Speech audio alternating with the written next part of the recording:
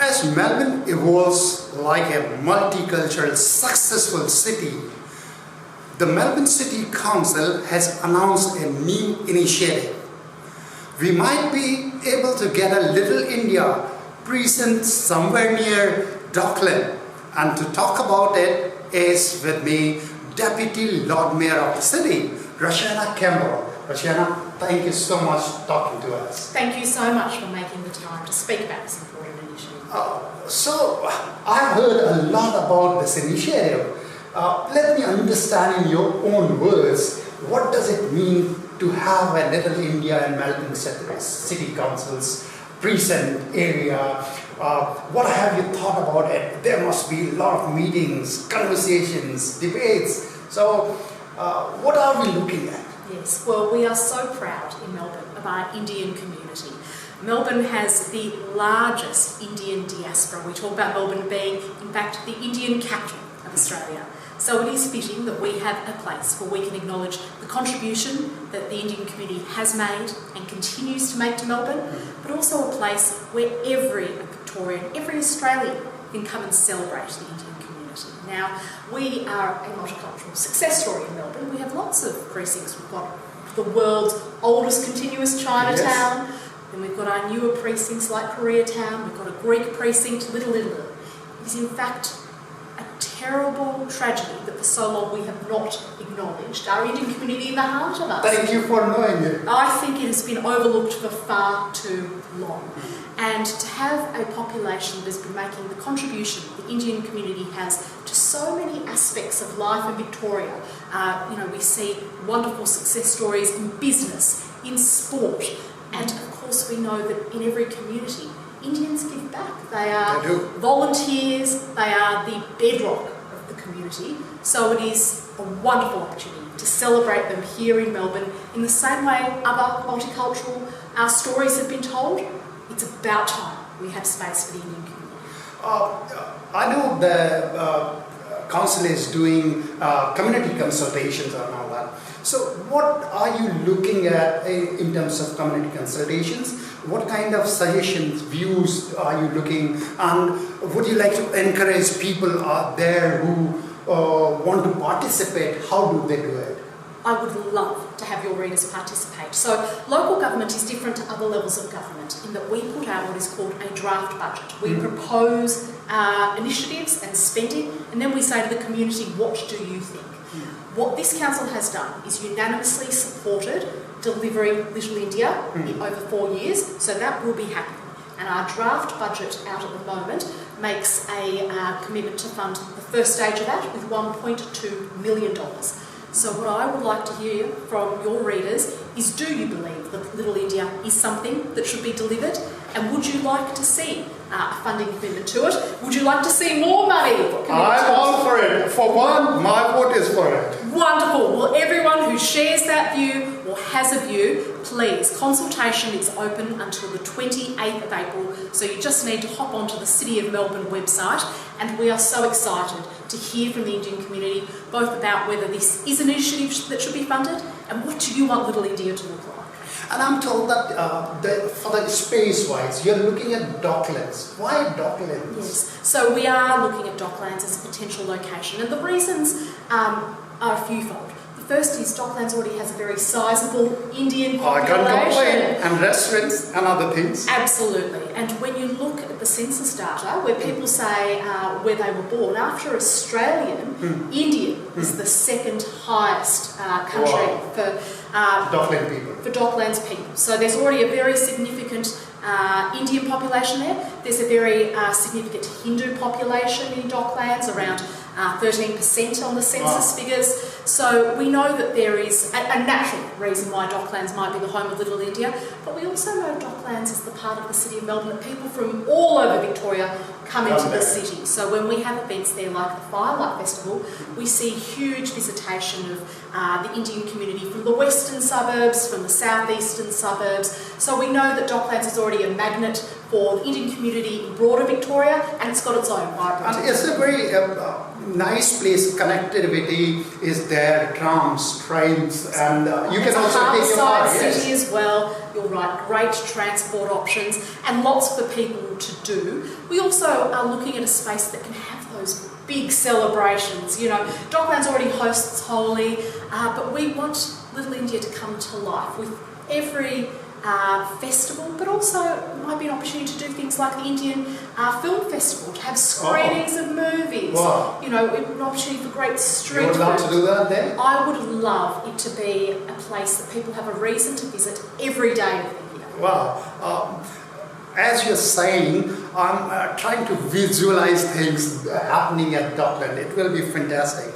But there is also some concerns. People say that these precincts are sometimes very symbolic.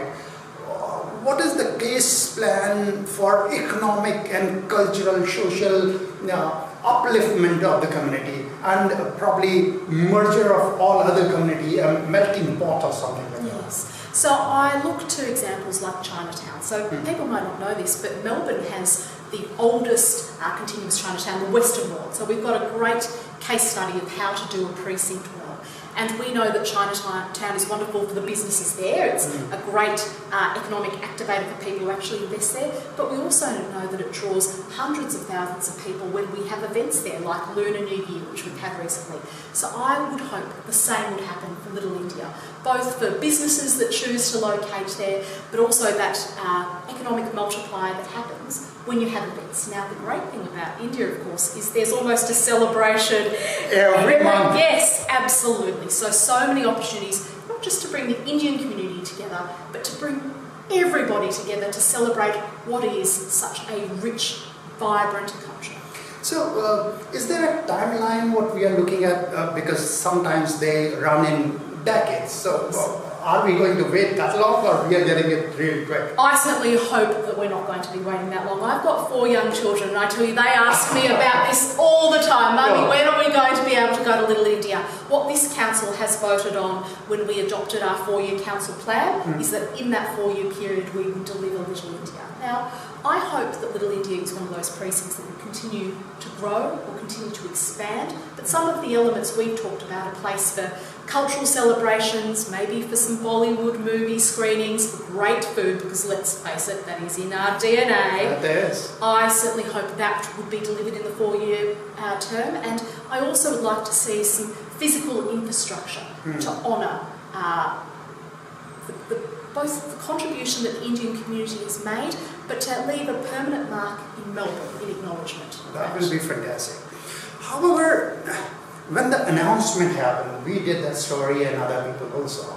We have been seeing, I don't want to call it a smear campaign, I want to call it all-out attack on Indian Australians.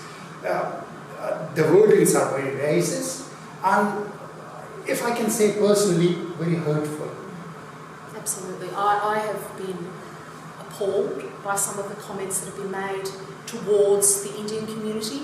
Not just in the case of this announcement. I think we have seen a real increase, particularly on social media, of what I will absolutely call out. It is racist vitriol that has no place in Melbourne and no place in Australia. And I do think that one of the best ways that you overcome that sort of hate and that sort of racism is by standing with the community. So that is what this council is doing. We are saying we are going to stand with the Indian community. We want to celebrate the Indian community. And I do think that we have seen these multicultural precincts being great success stories. You know, you think about Little Italy, you think about the Greek precinct, you think about Koreatown, you think about Chinatown. It is a way to share culture, not just for one community to celebrate its culture, to bring other people in. But I do think that rise of commentary from keyboard warriors on social media absolutely has no place in this country, and I hope we will offset that by bringing people together in real life, providing a safe, vibrant space to celebrate what's great about India and Australia. Thank you so much, Roshena, for saying this. But the politicians in power or opposition or persuasion have not come out and stand with the community. I have talked to a number of people who are working on those stories where they are saying that we are feeling left out. How to address that? Is there a word you can put in for political, cultural, social leaders to come out and stand with this community? I mean, it breaks my heart to know the community is being hurt in this way, and I think you are absolutely right. It is on every politician, both in Victoria and Australia, to call this behaviour out. And if it was any other community that was subject to this hate, that would be happening. In fact, we do see that happen. When any other community is targeted in the way the Indian community is now targeted, we do see that behaviour called out by politicians. So I will be the first to say that every politician in this country should see the hate and the racism and stand up and call it out for what it is and make it very clear that it has no place in this country. The other thing that I would say is that we are now seeing more people of an Indian Australian background elected, and I do think that is a good thing. I think that Parliament, every level of government should reflect the diversity of Australia. I'm very proud to be the first Indian Australian Deputy Lord Mayor elected in the City of Melbourne, but I hope that I am the first of many. And I do hope that we start to see, in the same way that Indians are making such a strong contribution in business, in sport, that they should also have that opportunity in politics as well. That was my second question, but you have answered it very well. That when we see discrimination, when we see these things, representation is the answer for these important questions, I suppose. I think representation is certainly a part of it, but I also think the onus is on every politician to take a stand. And just as we see politicians from a variety of backgrounds stand up when we see anti-Semitism, as they should, when we see Islamophobia or sentiment against the Chinese community, they stand up. So why is it that when the Indian community is faced with hate, we just hear silence? In the last three and a half months, I have done 19 stories of attacks on Indian Australians by words, saying that you are Indian Australian, go back to your country, and they were physically harmed, 19 people in 3.5 months. Yeah, I mean, I've seen some of that footage too, and I just cannot believe we are seeing scenes like this in Australia. Australia is a multicultural success story, and the contribution of Indian Australians is fundamental to that. So I do think that we absolutely have seen a rise, and that is just, it's tragic, quite frankly. It is a tragedy.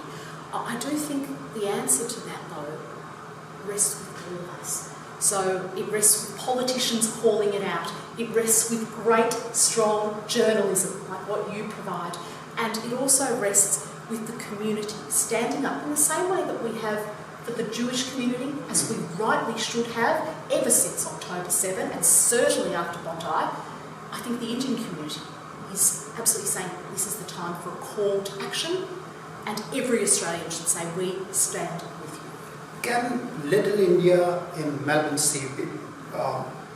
council area, not CBD I should say, be a place to counter these negative sentiments, to understand who we are, and we are part of this successful Australia? Yes, absolutely. So I do think it is that wonderful opportunity for Indian Australians to share their culture, a place for everybody to come together, and to remember we are, with the exception of Indigenous Australians, we are all migrants to this country.